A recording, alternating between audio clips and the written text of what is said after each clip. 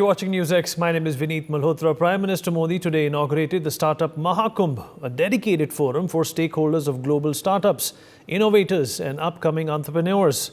The Prime Minister celebrated the fact that India today houses 1.25 lakh startups along with 110 unicorns. He also predicted that India's entrepreneurs will help us become the third largest economy soon and also emerge leaders in the AI industry. So has the Prime Minister and his government made India startup friendly? There have been huge initiatives announced such as National AI Mission, Research and Innovation Corpus Fund, Semicon India Mission to help Indian startups in the industry of the future. So what is India's plan to become a hub for startups and how much has India improved in terms of ease of business? That's exactly what we will discuss. Joining us on the show is Dr. Jayajit Bhattacharya, President, Center for Digital Economy Policy Research, Dr. Sharat Kohli, Senior Economist, also with us on the program. Mr. Ajay Dua, Senior Economist, also joins us on the show. Last but by no means the least, Mr. Gautam Mukherjee, Senior Journalist, with us on the program as well. Dr. Kohli, I'll begin with you. In your honest opinion, what is, for the lack of a better word, the mahal for startups in our country today? On one hand, you have this extremely impressive report card of 1 lakh plus startups, 110 unicorns, but you also have certain examples where startups have gone bust. I'm talking about Byju's and a few others. In this melee of mixed and ambivalence, where do you see India's startup journey trajectory going, Dr. Kohli? Well, good evening, Vinny. Dr. Kohli? Numbers, Vinny. All right. There seems to be a problem with your network, Dr. Kohli. We'll come back to you. In fact, let me take the same question to Dr. Bhattacharya as well. Dr. Bhattacharya, you heard my question, or do you want me to repeat it? No, we're good with the question. So obviously, we know the numbers, we know the mood of the nation in terms of startups. It's very, very positive. We have had several unicorns and decacorns. Unicorns are those whose valuation have reached $1 billion. Decacorns are those whose valuation has reached $10 billion. We also had reversals such as, in the recent past, we saw Byju's kind of melting down, but we have also seen the investors stepping in and fixing them. We had the case of BharatPe, where there was a bit of a meltdown and investors stepped in, and within a year we saw BharatPe turning profitable. So it's largely been an extremely positive story in terms of startups. We've been a beacon for the rest of the world. Our startups have added significant value to our economy and to the global economy. So it's been a very, very positive journey. However, when we talk about ease of doing business, and I've been personally involved in that journey way back from 2014 onwards, where we devised the mechanisms for ease of doing business and the ratings and so on. Since there was so much that was bound up, there is a lot more that needs to be done. We still have significant amount of journey to be covered. But we've still come a long way from where we were about 10 years back. So there is positivism in terms of ease of doing business in India, but there is a lot more that needs to be done, as I mentioned, especially when we compare ourselves with the Singapores or the Estonias of the world. For that matter, even Rwanda was ranking higher up than us, but that's also because it's a small country and the president was focusing on ease of doing business for picking up Rwanda. It's one of the top countries in the world in terms of ease of doing business. I think what has been happening in this country is that regulations which are aimed for large corporations, unfortunately, also get aimed at smaller companies. And that's a problem that needs to be resolved. Having said that, there are many regulations which were a thorn for the smaller companies and for startups that has been removed. Those regulations have been removed. Startups have been protected from much of the compliances that is needed in the first 3 years of their journey. So those are extremely positive, ecosystem that has been created for startups. I remember one of the large companies entering into India mentioning that when we are entering, there's a red carpet. What happens after that? And the carpet suddenly gets taken away from under our feet. I've stopped hearing those comments. So we see a red carpet when people are and companies are putting their investments into India, and we continue to see that red carpet as they scale up in India. And I think those are positive signs. So, in a nutshell, I would say a lot has happened in the last 10 years from a situation where it seemed pretty much moribund to a very, very vibrant startup and ease of doing business culture in this country. But there still needs to be a bit more that needs to be done in terms of ease of doing business. Startups, we have become the leading light in the world. All right.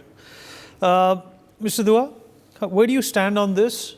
It's always good to be filled and replete with optimism, but at the same time, it's also very, very important to accept the ground realities. When it comes to ease of business, India definitely has improved. When it comes to, in fact, making sure that the environment is right for startups, India has improved, but there have been some issues as well.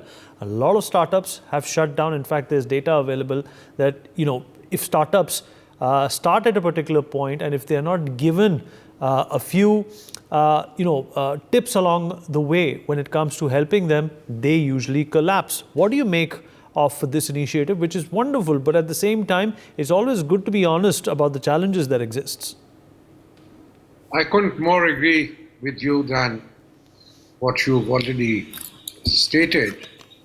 Vinit, let's first concede that a lot has happened in the country in the field of manufacturing, in the field of industrialization per se, as well as what goes along with it by way of the services, concomitant increase in the services growth rate.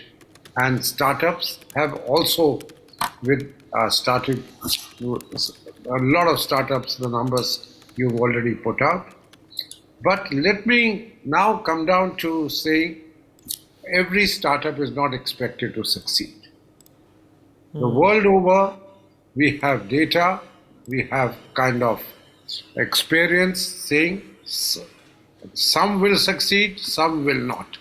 So 100% or a 90% success rate is expecting far too much.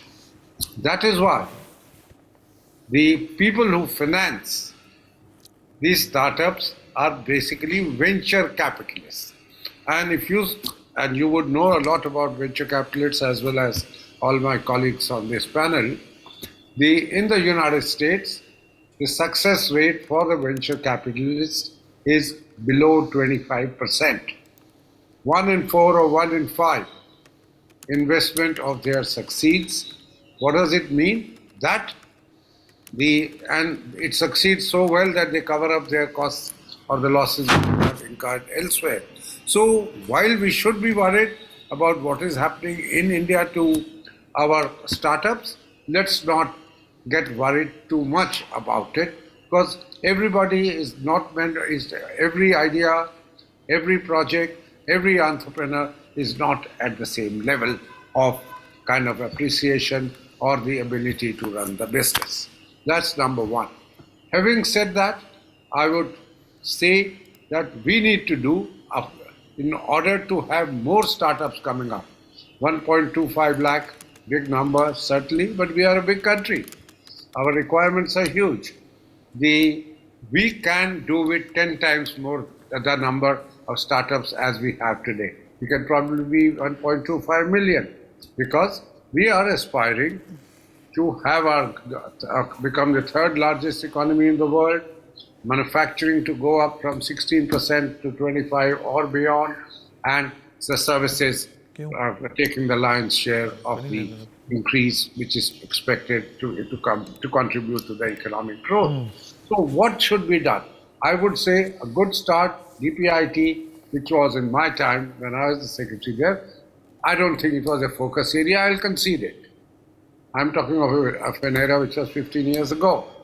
But the focus which has come to it must stay on, and it also must become more proactive. Okay. Proactive when I say, just two things on that, then before I hand over.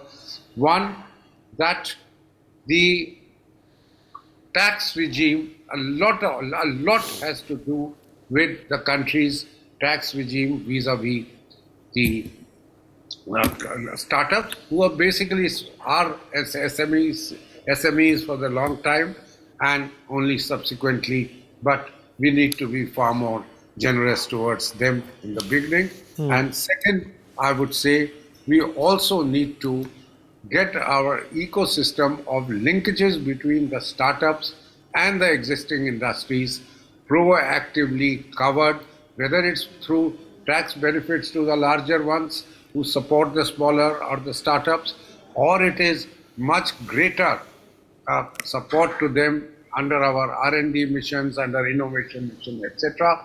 We need to certainly get the number going bigger and faster. Let me stop at that. Absolutely. Dr. Kohli, if you're back with us. Yes, Vineet, I'm sorry I lost the network. Dr. Kohli, hand-holding is important by the government. But, as you're very well aware, you're more abreast with the situation when it comes to startups more than anyone. When does hand-holding actually become a problem for these startups? And, there are a number of startups that fold up as well. Is there a percentage of these startups that fold up that can be saved, that can be salvaged? And can the government come in to make sure that they continue to survive, they sustain despite the odds that are thrown against them? The show Shark Tank is called Shark Tank because of a particular reason. Surviving in this ecosystem is like dealing with sharks. Well, thank you, Vineet, and my apologies for disappearing earlier. There was a network issue. You see, I would like to carry on with what I was saying earlier when I lost connection, that about 80-85% of startups fail. And, coming back to these numbers of 1.25 lakhs, now we are specifically referring to those startups, Vineet, when you get a startup registration, a classic startup registration. This means that your idea, the business idea which you're working on, has not been done before. You are a unique business idea, you are innovative, and you come up with something which nobody anywhere in the country is doing. So that I need to clarify. Then only you get the tax exemption. Otherwise, you can be registered as a startup, but you will not get the 3-year tax exemption, which is the most attractive of all the exemptions available. Now, when it comes to hand-holding, the answer to your question is no, all of these startups cannot be handheld. Because a lot of them, when they start, they are very young. They are out of college. They are out of school sometimes. You'll be very, very shocked to listen. I came across a startup who was just 17 years of age, and I also came across a startup. This is a startling revelation. Who was 86 years old. I met this gentleman last year. He came to me. He was 86 years old, full of energy, full of enthusiasm that I want to get on. So, when a startup launches itself, without adequate market research, 1, without adequate funding arrangements, 2, without adequate manpower, 3, without adequate skill, 4, without adequate assessment of the overall business situation with regard to the product or services, the chances of failure are as high as 95%. So I think when the startups launch themselves, they are not aware. They just take a dive, as you said, a Shark Tank. They just take a dive in a pond full of sharks. But little do they know that if they were prepared with these 5-6 points, they would not have failed. Now, whether government can do hand-holding, whether something can be done, not in all the cases. Because for the cases where the business viability is not there, Vineet, where viability is not there, I am afraid nobody can help them. In fact, no amount of money can help them. But even if for the 10 or 15% who succeed, then there are stories like Byju's. A person who went to $22 billion of valuation, and today the valuation is close to zero. Imagine from being the most valuated startup to being zero. So one mistake which startups are doing now, this is the most important point I'm going to say, and I'm sure my fellow panelists would agree with me. There was a very old saying in India that business karo to lala ki tarah. Now, what does that lala term mean? I'm not sounding racist or anything based on caste. Lala means that you do business when you are looking at the bottom lines on the profits. What mistake these startups did was they were looking at valuations. If you only look at valuation and exit, I make a valuation and I exit. I get a valuation and I exit. Can you believe Flipkart is still not into profits? After the Bansals made 1,25,000 crores, Flipkart is still not into profits. So if you only look at valuations, you will not be able to sustain. What they forget, some of the startups they forget that there is something, business is meant to earn profits. Business is not meant to earn only valuations. So that is one big mistake. So here, no kind of hand holding will do, because it's your mindset. Whether I want to earn from the business out of profits or I want to earn from a valuation. Valuation might work out. In many cases, it has worked out, and the businesses over 4 or 5 years have come into profits. But those are exceptions. It is not going to work. So I personally feel, here's the solution now. More important is the solution. The solution is that these startups, I feel, just like entrepreneurship development is being followed as a course curriculum in a lot of institutes, colleges, and universities. I feel this particular course needs to be upgraded. This course needs to be tweaked to match the startup mindset. That is what is required. So if we bring these startups, although I am mentor to 200 startups, but every startup can't afford a mentor, and every startup doesn't even want a mentor for that matter. So I think unless there is a mentor for every startup, government per se cannot handhold the entire law. And as the numbers keep growing, you will find the number of failures also more, the number of success stories also more. So government cannot handhold everyone. But yes, ease of doing business. I feel that startups is not as much affected by ease of doing business because their main area has been technology. That is my last point that I would like to say in this particular round, that startups are not focusing on manufacturing. They are only focusing on developing apps and acting as aggregators. If they focus on brick and mortar models, my favorite startups, Vineet, as a startup mentor, I can say, my favorite startups are manufacturing startup these days. Even if you start from a small room, find a machinery, manufacture something, substitute China as early as possible. So I think there is a change of mindset required, but there is no stopping as far as startup industry in India is concerned. There is no stopping. Okay. This is going to move forward. Entrepreneurship, Vineet, is in our blood for that matter. All right. Okay. Good points there, Dr. Kohli. Gautam, this valuation game, has it thrown off, the actual ground reality with which, people approach getting into a startup or even looking at a particular startup? Well, valuations don't happen in thin air, Vineet. It is because the idea has potential.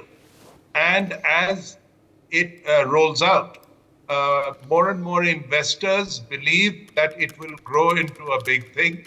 And that's where valuations skyrocket. Having said that, there is also an element of cynicism, fraud. As Sharath was pointing out, are you playing the valuation game to exit? Okay, let me just interrupt you and let me just tell you the number of losses that some of these startups have lost. PhonePe lost 2,000 crore rupees. Daily Hunt, 2,500 crore rupees. Farm Easy, 2,700 crore rupees. Unacademy, 3,000 crore rupees. ShareChat, 3,000 crore rupees. Meesho, 3,200 crore rupees. Now, this is a chunk of change. This is not small money, Gautam. Yeah, true. But, this is it. Is there a lack of integrity? Is it a matter of taking the money that the investors put in and running with it? Baiju's has siphoned off some 533 crores. Most of these others are also, what they do is they take some money, put it out of reach, and then sort of crash and burn. So that is one part. The other part is, yes, indeed, if it is attached to something. For example, just like anything which is greenfield in any business, it runs a higher risk because it's starting from scratch. It is being done for the first time, and there are multiple issues that could crop up. Others, for example, many nowadays are starting to assist the defense manufacturing program. Now they come up with something that goes into the value suites, the additional equipment that is used by a fighter plane, for example, and various other tanks and armored vehicles and so forth. So you're making really a component which was previously imported, at great cost, and now you're attempting to substitute that. And a number of these are very successful. Of course, they take time to prove and may not be as lucrative as the classic, valuation game in terms of swiftness. However, they have a longer shelf life because they are actually answering a requirement of both import substitution as well as technology development indigenously. It is also true, as Mr. Dua pointed out, that not each of these startups are going to survive. 10, 15, 20% is all that goes to fruition. However, that's the risk of the draw, and you have to keep on going. Maybe the government could do something to regulate the financing and auditing of the startups so that there is no deliberate fraud. All those numbers you gave are indeed, impressive. You lose 2,000 crores just like that, and it's gone with the wind.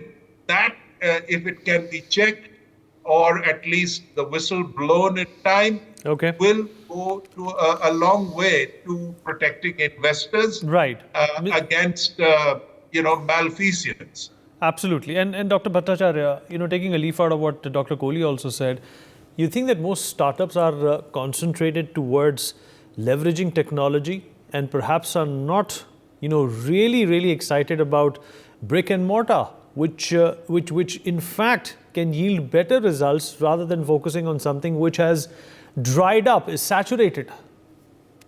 So it did start with apps being made, software being made, and that's naturally so because anything else is much more expensive. Now, if you want to make a rocket, it takes millions of dollars. And the good part of the story is that now, as we speak, we have startups which are actually building rockets with the latest technology using 3D printing and so on. We've got startups building satellites such as Pixel and so on.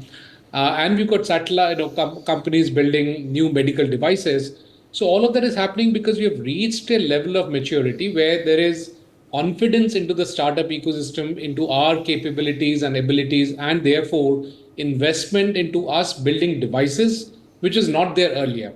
So, completely agree with what Dr. Kohli said, that a lot of the startups were actually just over the air. It was software, it was apps.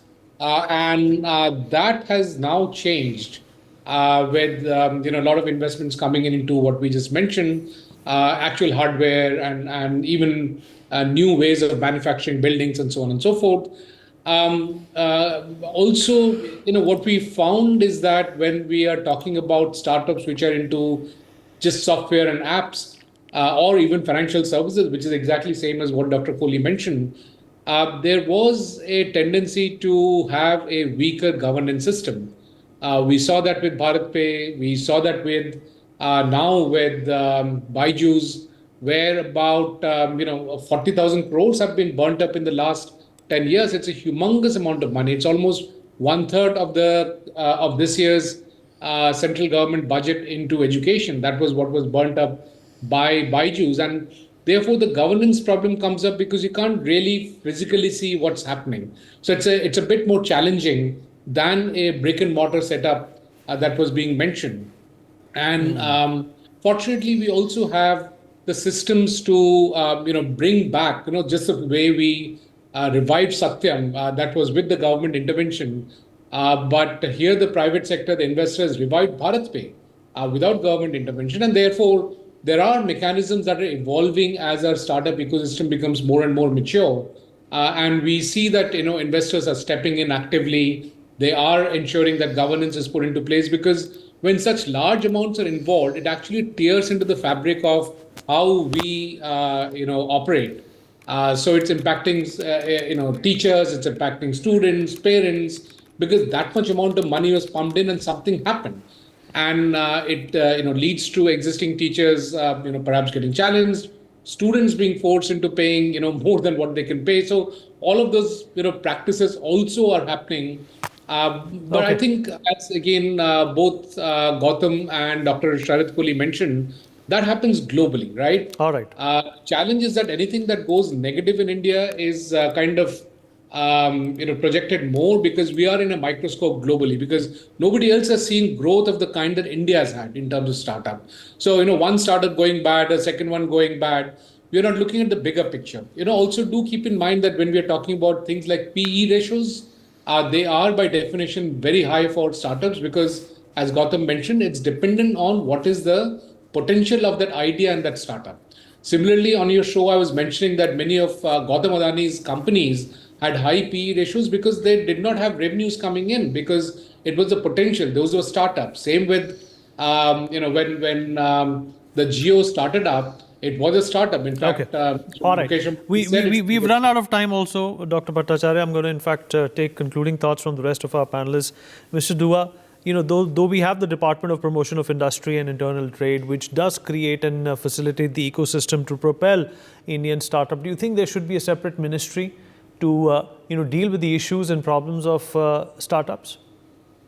Vineet, I'm a firm believer that multiplying the government doesn't help. Then that particular ministry will start looking for a bigger role for it, starting treading on other people's toes, etc. So I think that's a very smaller, I would consider it as a small, a minor issue in the whole scheme of things, whether you have a secretary or a minister for it, or we continue to bring about greater complementarity between the existing agencies.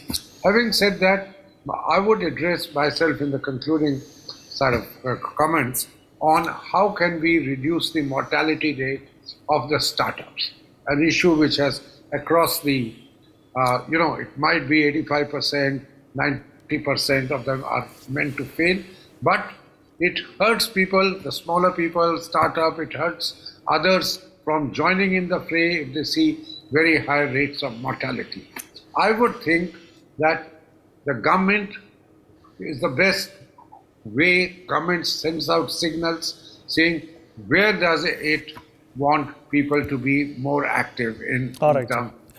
All right. And that comes about, I think, PLI scheme, which the government has to support that. People who would support those who've been selected for Understood, PLI. Sir. All right, sir. We have a paucity of time, sir. I'm going to take quick closing thoughts from Dr. Kohli and Gautam as well. 10 seconds to each one of you, please. We've completely run out of time. Dr. Kohli, you first. Well, I think the investors have learned the lesson the hard way. The numbers which you revealed, Vineet, recently about Meesho and others. If Byju's can go on to sponsor the Indian team for crazy amount of money, I have a startup who bought a swanky office in Gurgaon, had a fancy car out of the funding. So if you start treating funding as your income, I think you have gone wrong per se. So I think it is upon the investors also to add filters to whenever you decide to invest in startups. And I think that will automatically bring discipline into the whole startup ecosystem. Okay, Gautam, quickly, please.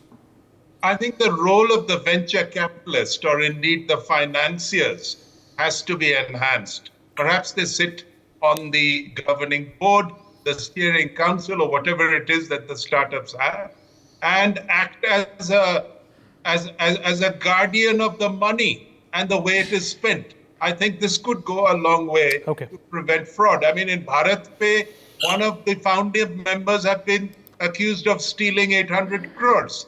I mean, this goes on and on and on, every single one of them. Absolutely. Absolutely. All right. We've run out of time. Would like to thank all my guests for being a part of this conversation. For more such videos, subscribe to the NewsX YouTube channel, hit the bell icon.